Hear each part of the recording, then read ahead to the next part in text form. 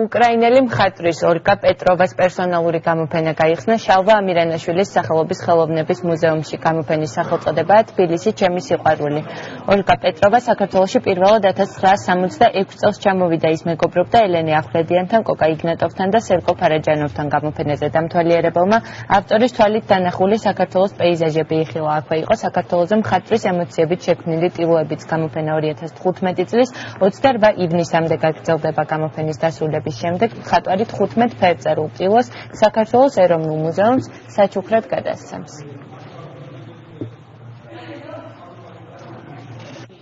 Эта серия была написана в 2012 году. უკვე დიდი ხანია თბილისი ჩემი სიყვარულია.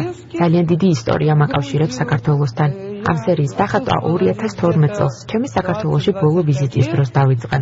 სახელწოდებაში მართალია მხოლოდ თბილისიან ახსენები, თუმცა მე აქ მთელს საქართველოს გულისხმობ. ეს ხომ ერთი სამყაროა.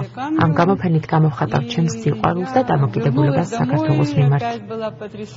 თითოეული მისი ნამუშევარი ეძღვნება საქართველოს, დაკავშირებულია მის უშუალო მოგონებებთან, მის უშუალო სითბოსთან, სიყვარულთან, რომელიც წაიღო საქართველოდან არაერთი ვიზიტის დროს და რომელიც ძალიან დიდი ემოციებით, სითბოთი გამოხატა თავის შემოქმედებაში და სურვილი გამოხატა, რომ აი ეს მისი ნამუშევრები საჩუქრად დარჩეს საქართველოს ეროვნულ მუზეუმს.